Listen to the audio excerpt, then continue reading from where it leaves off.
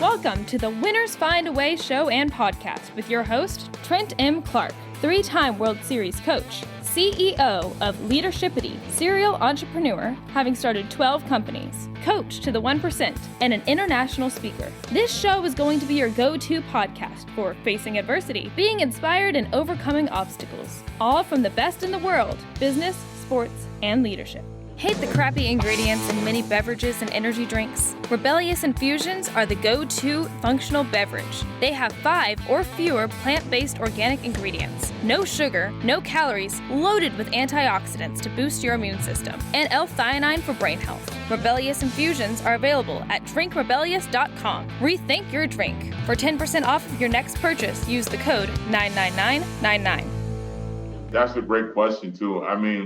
I think part of it is, a lot of people get stuck. They get stuck where they are and they get comfortable. And if you're stuck and you're comfortable, you're in trouble. I'm telling you right now, you have to continue to grow, challenge yourself, and really, again, try to figure out what are you capable of achieving? What can you do? Like, what do you have in your skill set?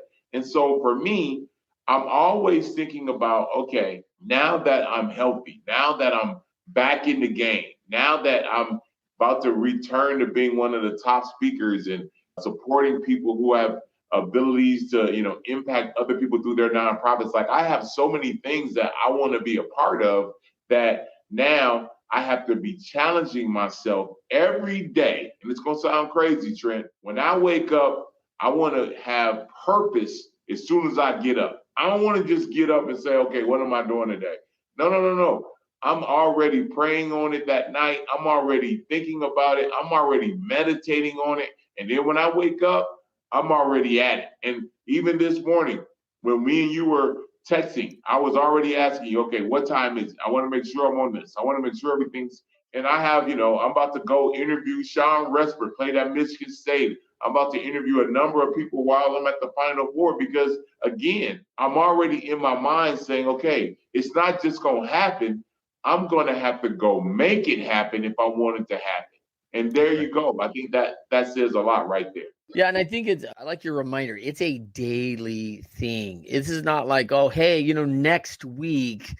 I often, get very cautious about the danger of getting too far out in the future.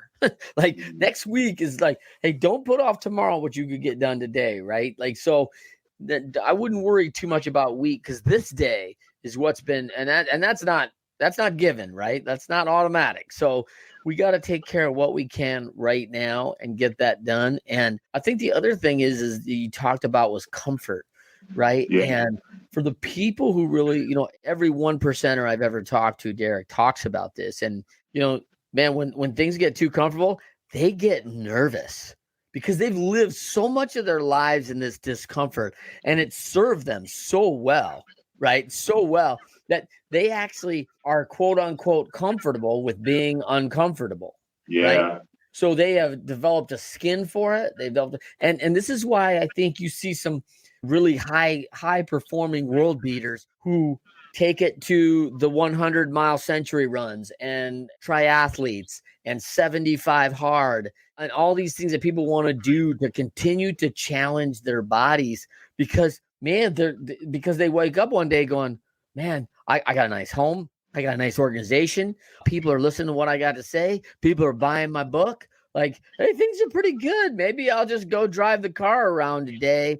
And then they go, man, I'm not even contributing to anything. And so right. they look back and go, man, I got to do something that makes me uncomfortable now. Like, because they're not going to feel like they're going in the right direction until they get uncomfortable. Well, and I want to add to that because at the end of the day, we get comfortable because we buy into ideas that were shown to us. But the reality is we all have unlimited upside, but we're too afraid, right? Stay with me. We're too afraid to try to do it because of what people are going to say, how they're going to look at us. Why not do it?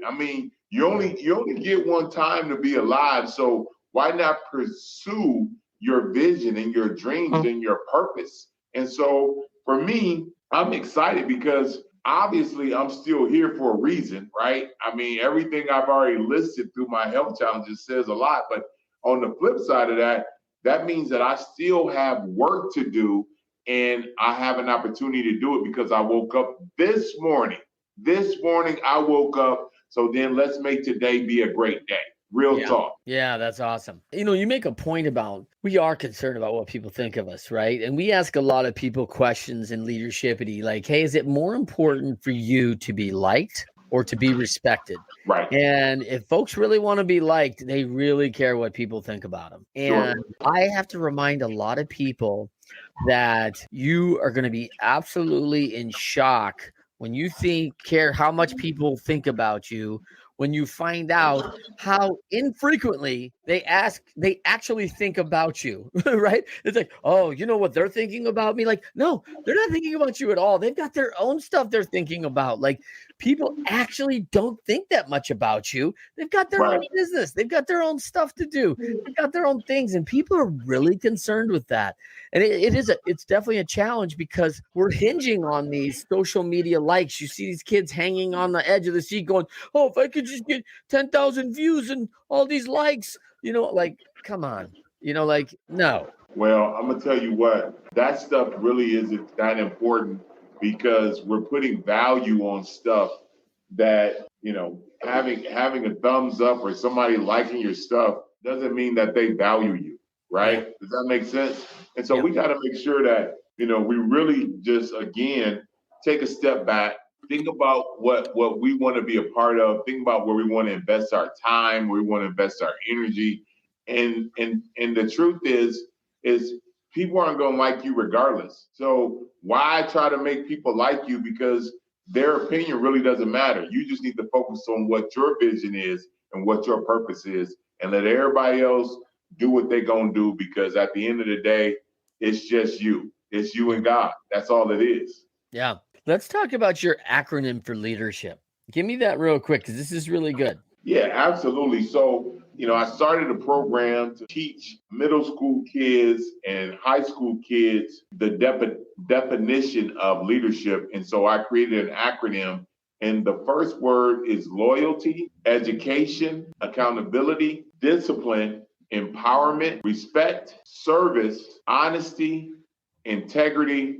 And then obviously my powerful word is perseverance, because perseverance is what I've already showed you through this entire experience. So that gives you a little bit, it gives you a little framework of how I am able to connect with, especially that next generation of leaders, because I want to talk to them about stuff that they have to really exercise and understand how to use. I is integrity, right?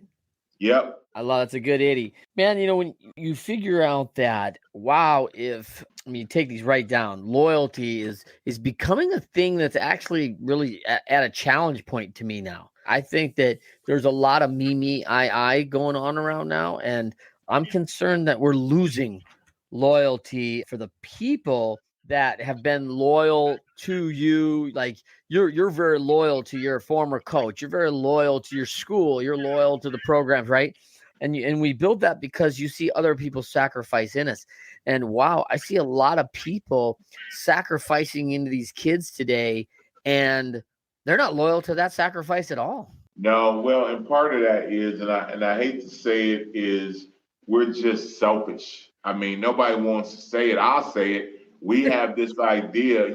We're in this place where, it's really about what can I do, but then also what's in it for me. And the reality is as soon as you put yourself in the equation, it's really not about anybody other than you. And so we have to stop being so selfish. We have to stop being so self-centered. And then we also have to really, I think it's impacting our society in multiple ways. And so we have to really say, okay, who am I going to be, right? Am I going to be a person that is always about me and I want to go on vacation and I want to do this and I want to go here and that? Or are you going to go, wait a minute, I got to be willing to sacrifice for something that's bigger than me, something that's greater than me, something that can help impact the world? Because at the end of the day, and I'm going to go back to the Leadership First acronym, your integrity says a lot. If we go back to the word integrity, it says a lot about who are you really Or are you wearing a mask and pretending like you're somebody,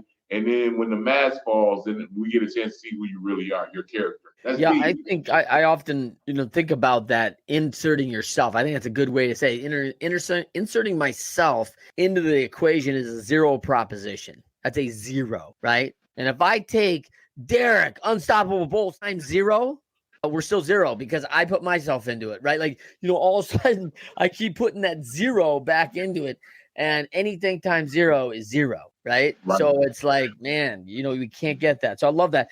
The education thing, also a real struggle. I mean, especially the kids, they don't see education as a tool to that next level. And this is one of the things I find frustrating when I'm telling kids, once you get the education, no one can ever take it away from you. Like, it is one of the most strongest things that you can own ever. And I don't feel like there's value. They don't value it. Well, and the funny thing is, I'm a first generation college student. So did my undergrad human services psychology, got my MBA in human resource management. And I realize now that if I didn't have that background and the education to support, me becoming a top speaker and traveling the world, then people would question my credibility, is what it would happen. They would question if I could deliver and if I had the information to inspire their sales team or inspire their presidents or any of those things. So for me, I just think once you are disciplined enough, I want to make sure I say that you have to have discipline and you can commit to the entire process. It really allows people to really quantify you as a person, that you've earned the right for people to listen to what you have to say. But I think we live in a time now where everybody's about how can they make money. And I got to be transparent. That's where our mindset is. We want to figure out how can I make money instead of really just focusing on doing other things. So just some food for thought, some food for you to think about in this conversation. Yeah, I think the discipline is still, a hard thing to understand for young kids, a hard thing to understand for, adults, really, quite frankly. I mean, and as a former strength and conditioning coach, I have certainly seen all the benefits of discipline. And admittedly, I'll be the same guy who goes on the road and goes, man, I'm too tired to work out. Maybe I'll order some room service and some bonbons and watch some, my favorite show, right? Watch me some Ted Lasso or something. And so, that's an easy thing because it's an easy way to be comfortable. I'd like to just settle up and be comfortable. You talk about the accountability. I mean, I think that's a 4-letter word sometimes in the environment today. Like, people don't like it. They don't like to be held accountable. Yet we've seen the fact, like, holding people accountable, especially over time, has served. Like, all your instructors held you accountable to get that MBA. If you don't do the work, if you don't do the stuff, you don't get the degree. The accountability is what served you to actually get the diploma that says, hey, listen, I am accredited. Right. Absolutely. And I think a lot of times that accountability piece, people are now, they're wavering. They're wavering on it because, and I hate to say it, a lot of it comes down to us being selfish as a society. You're thinking to yourself, okay, if I allow you to, check this box, what's in it for me on the backside of that? And that to me is where we're struggling across the United States of America. There's more to it than just, what it's doing to individual communities. Like, it's systemic. It's going from, communities to states to, the Pacific Northwest. Now we're talking about the United States. Like, it's a bigger deal because that's what we've become. And that mindset is a problem. Yeah. Yeah. And I think that mindset bleeds over to, a little later in this, right? The respect category, the serving others category. If it's all about me, there's no serving going on there. And certainly, man, I mean, everyone's so offended. The respect thing is tough for people to get back to. Like, hey, you got nothing good to say? You say nothing at all. That's okay. Like, you don't have to say something, and it doesn't have to be disrespectful. And man, it's a tough one. I just want to add to that because I'm thinking about, I went to a breakfast the other day honoring Dr. John Wooden, and there was a lot of people there, but we were talking about the young lady from Iowa, Clark, one of the top scorers, and we were just talking about This young lady who is one of the best players in women's basketball right now, probably will be one of the top picks in the WNBA. But we talked about her heart. We talked about her ability in her nonprofit and how, and not that she has a nonprofit that she talked about, like she volunteers and she's an all A student and she's very focused and she's very sharp. Like those are the people that I want to be around. I want to be around that type of energy because those are the people that are going to challenge me to be better. But see, people don't want to be around that because we live in a society where there's so much jealousy. It's hard for us to wrap our minds around that. Yeah. And I think that also, you talk about being around the people. If you're around people that are trying to develop all these leadership skills, right, and develop their perseverance, where's the room in there for my victimhood friends who are like, you know what, it's crap. The coach doesn't like me. I'm not playing because this. You know what? If I had like more expensive and better shoes, I'd be on the court. Right. This whole excuse victim mentality, tends to go into other people who also play that victim card. And then all of a sudden, we're all mired in our own junk. Well, and I want to add to what you're saying because, I've never been a victim. But on the flip side of that, when you hang with people who are victims, and people don't want to talk about this, their energy will bleed onto you. Yeah. And so you have to be really aware, one, about what you bring to the table, your own personal value. And then you have to really evaluate your mindset, right? Am I in a victim mindset where all I have is excuses? Or am I a solution-based mindset where all I have is finding solutions and moving forward?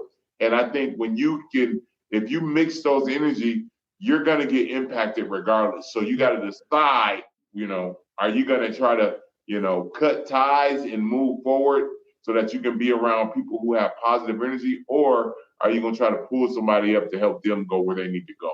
And those are things you got to ask yourself. Yeah, it's a tough one. For those out there who are running teams and coaching and developing your players, I can tell you that a lot of people have taken their number one attitude and put them in a pretty poor environment saying, oh, yeah, they'll lift people up. But as you just kind of said, careful because the others could bring them down. Like take your best people and all of a sudden be like, yeah, we're not getting paid well enough. Yeah, we're not getting the bennies that we used to have. Like, hey, wait a minute. I thought you were going to come in and lift everybody else up. But if there's a 5-on-1 campaign, guess what? Like, I don't like your chances. Like you were going into some negative energy and it will get on you. Well, and I'm gonna share this with you, and then it's just food for thought. I mean, you got to remember, first generation college student, MBA, multiple health challenges, played overseas. Like you already can tell, my energy is nothing but positive because I refuse to let it be anything other than positive. And that energy is invaluable. So when you go into a room, people look at you and they think, man, there's something about that guy. And we don't even know what it is, but it's really my energy because remember, we're all emitting and sharing energy all the time. But people don't want to talk about that. But I'm telling you right now, it's super important, man. And we got to realize if people have negative energy, you got to kind of have to go, okay, wait a minute. Let me think about this relationship before we move forward.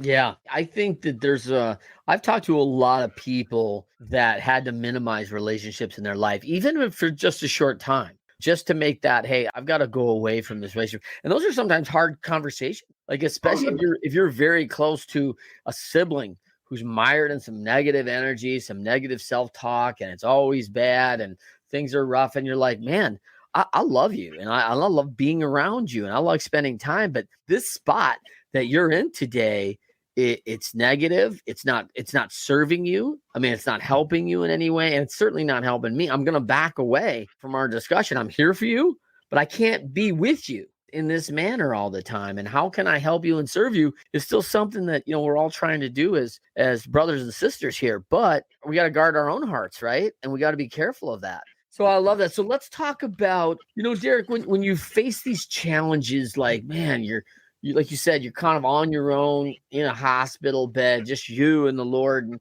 is there a time when, I mean, I don't even know if that point you can think about a future reality of going up in front of 1,000 people and doing a talk and, getting back to that space. But as you're picturing this around in your mind, is there something that you read or a quote that you kind of come back to that kind of sets you back on your way to action, to get back going up to get back to your line? Yeah, it's from a phenomenal book that a lot of people don't refer to as much, the Bible.